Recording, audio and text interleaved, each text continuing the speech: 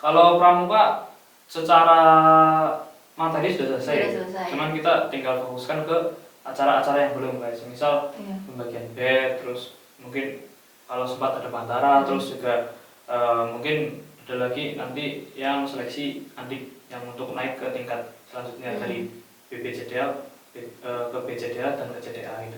Oke.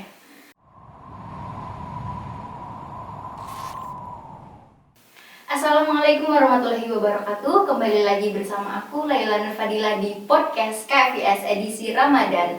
Kali ini kita udah kedatangan tamu lagi dan lagi, teman kita dari SMA Negeri 1 Kutawinangon. Ya, dia adalah seorang pradana pramuka tahun 2020-2021. Inilah Akbar Prasetyo. Sapa dulu dong penonton di rumah. Hai. Oke, Akbar gimana kabarnya? Sehat? Alhamdulillah baik. Alhamdulillah sehat ya. Puasanya lancar? Sejauh ini lancar sih. Lancar. Semoga terus sampai Ramadan berikutnya. Oke. Gak kerasa loh ya, udah mau naik kelas aja ya kan? Iya. Kelas 10 tahu-tahu udah mau kelas 11, udah kelas 11, mau naik kelas 12 ya. Oke. Sibuk apa akhir-akhir ini? Sibuk kerja. Sibuk apa? Kerja Kerja apa tuh? Kerjain tugas. Kerjain tugas, oh my god, kita juga sama ya, Iya. Kerjain tugas. Sekolah gimana sejauh ini, ada kendala? Kalau kendala sih, alhamdulillah nggak ada. Belum kelihatan kendalanya. Tapi bisa mengikuti pelajaran dengan baik. Kalau pelajaran sih, ya itulah agak-agak. Kita semua tahu ya. Kita semua tahu. Oke. Gimana pramuka? Kabarnya sehat juga? Pramuka, alhamdulillah sehat sejauh ini. Alhamdulillah Walaupun sehat. online kayak gini ya, secara itu juga kita lagi daring ini. Pramuka berjalan tanpa panas-panasan ya tahun Iya. ini. Oh my god. Beda banget sama tahun lalu ya enggak? Akbar kan dewan ya kan? Iya. Dewan pramuka. Gimana perasaannya jadi dewan generasi Covid kayak gini? Kalau perasaannya dibilang seneng ya gimana ya? Karena kita kan lagi musim pandemi gini, Iya. mau pembelajaran juga susah, terus juga ketemu adik juga susah. Iya. Apalagi yang paling masalah itu kadang perizinan sih, perizinan. Kalau kayak gini juga dibilang ada senengnya juga. Iya. Kalau senengnya kita belajar hal baru, kayak misalkan daring kayak gini, kita belajar hal tentang komunikasi yang baru di misalnya pakai Gmeet atau pakai Zoom, kayak gitu sih. Berarti ini bisa dibilang suasana yang betul-betul baru ya kan? Iya, betul-betul baru. Ada untungnya juga ya kan? Ada.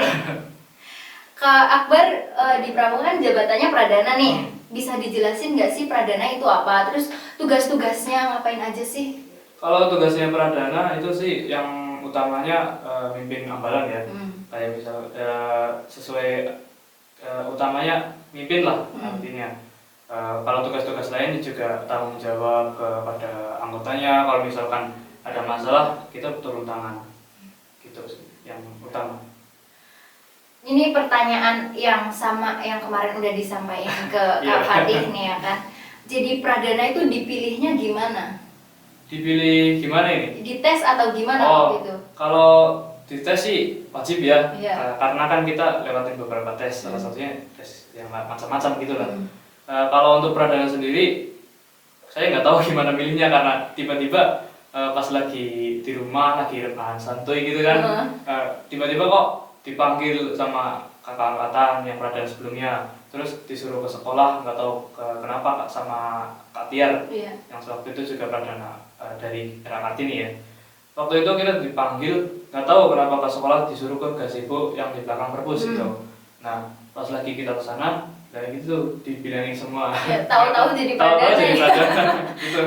Nggak menawarkan diri gitu. Enggak. Kalau menawarkan diri, kalau dari saya ada sempat menawarkan diri. Ternyata beneran ya. Berangkat nggak tahu apa-apa, pulang-pulang nggak tahu jadi pradana. Cukup kocak ya. Dewan lain juga sama gitu dipilih atau jabatannya gitu? Kalau dewan lain sama dipilih atau yang ada yang mencalonkan gitu, terus diseleksi lagi akhirnya terpilih. Saat akhirnya kamu tahu kamu terpilih jadi pradana, perasaannya gimana waktu itu? Kalau perasaannya sih yang pertama kaget ya. Kaget ya, berangkat tahu-tahu suruh jadi pradana. Tahu-tahu suruh jadi pradana, Iya. nggak tahu kenapa. Awalnya kaget terus Yang kedua seneng karena pasti. karena awalnya kita juga mencalonkan kan. Terus jadi perdana beneran rasanya gimana gitu, kayak nggak tadinya nggak kesampaian ternyata beneran. Ya. Ke saya sih gitu. Dan memegang tanggung jawab pastinya ya kan, memegang Insyaallah, Pramuka SMA Negeri 1 Gutainangon. Oh iya, kegiatan di Pramuka itu apa aja sebelum pandemi nih? Sebelum pandemi? Sebenarnya. Berarti pas lagi jadi andik ya? Iya, pas jadi andik. Kalau jadi andik pertama itu PPTP. Kalau terus yang kedua itu ada Pantara, ada mountaineering. Terus yang harusnya terlaksana itu ada Pestaku yang terakhir, Festival Pramuka Anak Semansaku. Itu harusnya. Itu yang tapi nggak terlaksana ya? Nggak terlaksana gara-gara corona ini. Terus waktu ini nih, saat ini waktu corona gini, Pramuka tuh kegiatannya apa aja? Kalau kegiatannya mungkin kita sekedar kayak pembelajaran cuman daring gitu. Iya. Pembelajaran yang daring. Terus juga kemarin ada event yang pemilihan calon dewan itu juga ada. Kalau untuk kedepannya kita masih usahakan offline sih. Iya. Selama online ini berjalan dengan baik nggak? Pada awalnya kita cukup kesusahan karena pertama-tama kita nggak tahu, masih ragu-ragu, juga masih bingung gitu. Tapi semakin lama semakin kesini juga semakin biasa, pede gitu. Waktu itu berarti harus belajar dulu ya kan, gimana caranya menyampaikan materi gini. Terus penyampaian materinya tuh gimana tekniknya? Ada beberapa sih. Yang pertama ada praktek. Jadi kita buat video terlebih dahulu. Setelah buat video kita suruh adiknya, misalkan hari ini prakteknya videonya adalah tali temali. Kita tugaskan adiknya untuk buat video dasar tali temali gitu sih. Yang kedua ada kayak semacam kuis, tapi nggak sering sih, cuma beberapa. Kayak misalkan kelas ini mau kuis apa hari ini, misalkan ada tali temali juga, mau dain kuis apa enggak, kalau mau silakan gitu. Tapi kalau sesuai kesepakatan dewan juga sih. Kalau teori itu disampaikannya lewat WA atau Google Classroom atau? Kalau kita pakai WA. Iya. Oke. Kalau praktek yang lain itu yang pernah dicontohin apa aja coba? Untuk adik? Iya. Ada yang tadi tali temali, terus ada PBB tongkat, terus ada drag bar, terus juga ada waktu itu harusnya ada panorama tapi nggak jadi. Tapi berarti ngusahain untuk tetap ada prakteknya gitu biar maksimal juga. Biar maksimal juga harus ada praktek, tapi nggak praktek terusan, soalnya juga kasian nanti. Iya. Oke, lanjut. Sejauh ini ada kendala nggak sih selama Pramuka ini, baik kendala dari dewannya sendiri atau dari adik-adiknya mungkin? Kalau kendala termasuknya cukup banyak ya. Selain juga mungkin karena ini kan daring, jadi ada jaringan yang lelet mungkin, terus ada adik yang mungkin ketiduran juga karena ini Pramuka kan Jumat, yang biasanya harinya panas itu jam 2 lagi. Enak kan waktu buat rebahan sama tidur gitu. Lalu masalah yang kedua biasanya sih dari dewannya sendiri juga kadang pengiriman materinya agak telat gitu, juga pengaruh sih. Ya itu. Kalau gini seruan mana dong tahun ini sama tahun lalu? Kan kita juga tahun lalu merasakan Pramuka ya, walaupun nggak sampai selesai. Iya. Kalau serunya juga udah pasti seruan yang tahun lalu daripada tahun sekarang, karena kita udah bisa merasakan sensasi Pramuka yang sebenarnya gitu. Pada praktek juga ada kemah gitu yang bikin seneng kayak gitu sih. Dan kalau tahun lalu itu tantangannya kerasa gitu ya, di Pramuka gitu. Apalagi dulu kan kegiatannya banyak ya, mungkin kalau sekarang nggak terlaksana maksimal. Iya, nggak terlaksana maksimal sekarang. Terus dengar-dengar nih udah uji SKU ya? Iya, udah uji SKU dan udah selesai. Iya, berapa hari waktu itu? Uji SKU itu kan terdiri dari 2 gelombang ya? 2 gelombang. Yang pertama itu kita laksanakan sekitar 2 minggu. Terus itu juga udah sama susulan-susulan.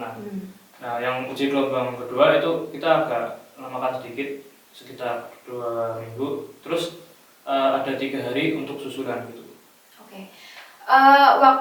Waktu uji SKU itu ngambil jam pelajaran atau sesudah pelajaran waktu itu? Kalau kita maksimalkan ambil sesudah pelajaran ya. Sesudah pelajaran. Untuk gelombang 1 kemarin sesudah pelajaran, cuman hanya sampai sore. Iya. Terus untuk yang gelombang kedua kemarin kita sampai malam aja sih. Soalnya apa? Karena belajar dari gelombang 1 itu andingnya rata-rata susah offline ya, kalau susah online pas lagi jam-jam segitu.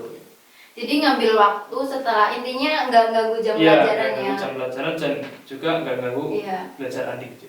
Usahain agar daring kita, kewajiban kita belajar tetap berjalan. Oh iya, ngomong-ngomong angkatan Dewan tahun ini nih, tahunnya Akbar, namanya apa sih? Kalau namanya Abhinaya Rukmasara. Abhinaya Rukmasara. Ya. Maknanya apa itu? Maknanya itu harapan emas. Jadi kan kita lagi tahun-tahun corona kayak gini, terus juga ini juga harapannya ada di angkatan ini karena kalau misalkan tahun depan mau angkatan corona lagi kan udah ada gambarannya gitu. Kalau misalkan hari ini nggak ada gambaran, udah selesai. Nah makanya kita namakan dengan Abhinaya Rukmasara yang artinya harapan emas. Berarti setiap angkatan itu namanya beda-beda ya? Setiap angkatan namanya beda-beda. Oke. Berarti pramuka tahun ini udah selesai ya? Kalau pramuka secara materi sudah selesai. Cuman kita tinggal fokuskan ke acara-acara yang belum guys. Misal pembagian bed, terus mungkin kalau sempat ada bantara, terus juga mungkin ada lagi nanti yang seleksi adik yang untuk naik ke tingkat selanjutnya dari BPJDA ke BCDA dan ke CDA gitu. Oke. Gara-gara Mas Corona nih ya, jadi ngapa-ngapainnya jadi susah kerasa gitu. Dan kerasa cepet banget ya, kayak belum ngapa-ngapain aja udah selesai. Iya, baru kayak kerasa dari bangun tidur gitu. Iya. Kayak 5 menit udah selesai. Iya, makanya ya. Astagfirullahaladzim. Persiapan dewan-dewan sendiri untuk calon dewan tahun selanjutnya itu apa yang udah dilaksanain?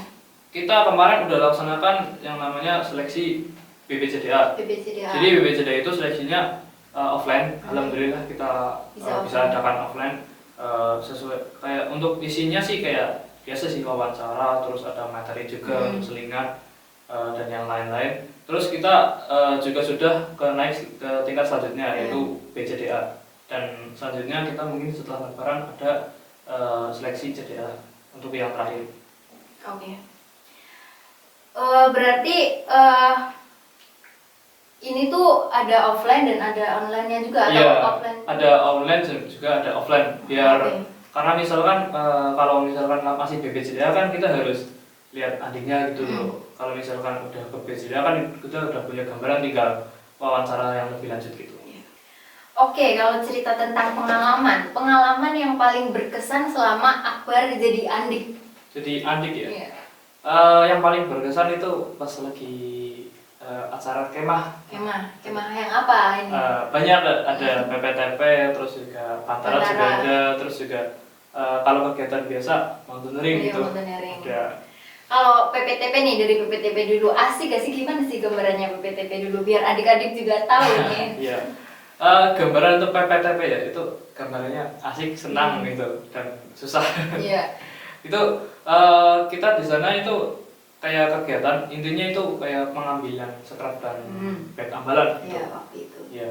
Terus kita juga di sana diajari tentang materi yang lain, kayak misal materi umum lah, kayak misalkan materi PBB, terus juga materi tentang scrap sama bed ambalan gitu. Terus juga kita ada beat game juga pas lagi hari terakhirnya. Terus setelah beat game kita pulang gitu. Kalau untuk PPTP singkat banget sih rasanya. Tapi waktu itu kan kita belum kayak waktu itu pramuka belum lama, terus suruh kemah gitu kan. Jadi ya kayak masih ilmunya masih kurang gitu kan. Iya, masih kurang banget.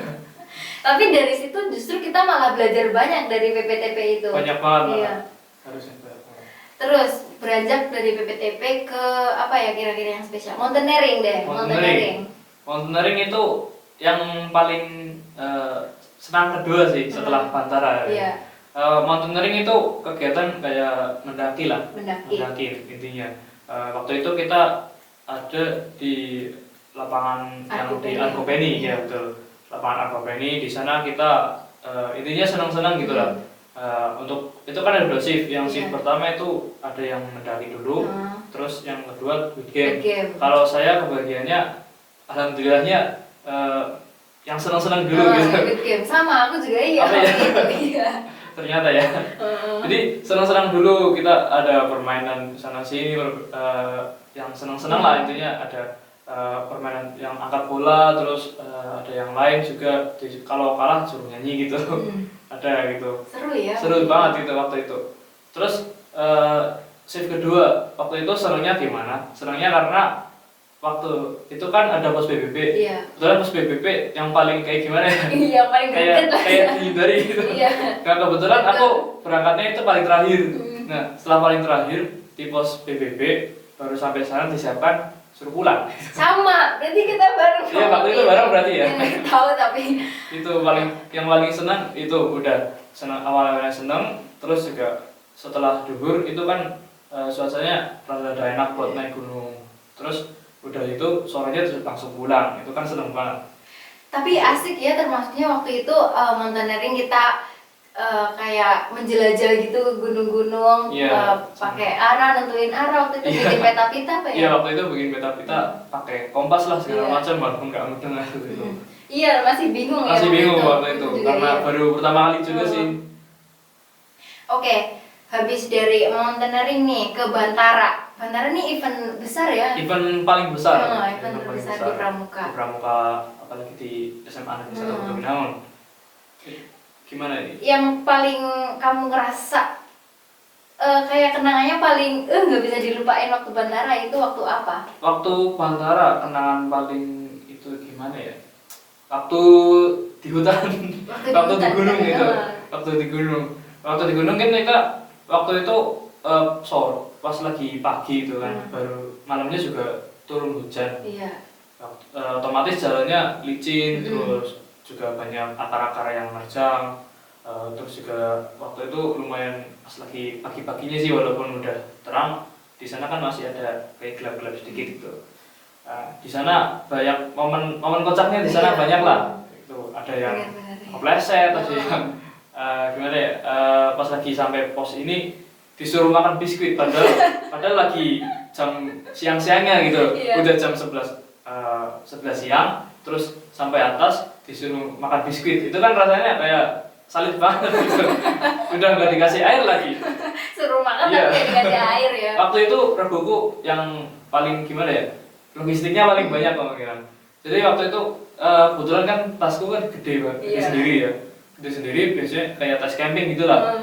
Itu diisi air 1 botolnya 1 liter, diisi kira-kira 7 botol, itu artinya 7 liter.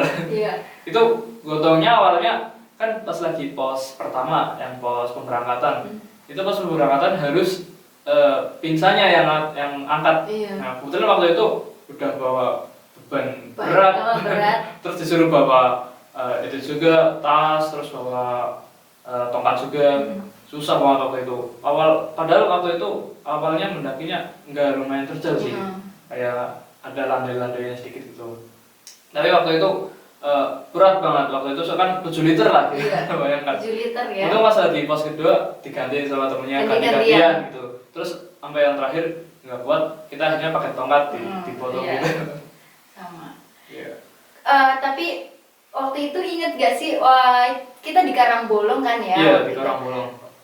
Kayak udah mendaki gitu, di atas kita lihat pemandangan yang indah banget gitu ya kan, lihat laut. Tapi itu sih. Aku lihat juga ya. Iya. Terus selain itu kegiatannya pas Bantara, apa lagi apa itu aja yang berkesan? Mungkin yang berkesan mungkin pas lagi api unggun sama yang paling berkesan banget istirahat lah tentunya. Istirahat tentunya paling berkesan.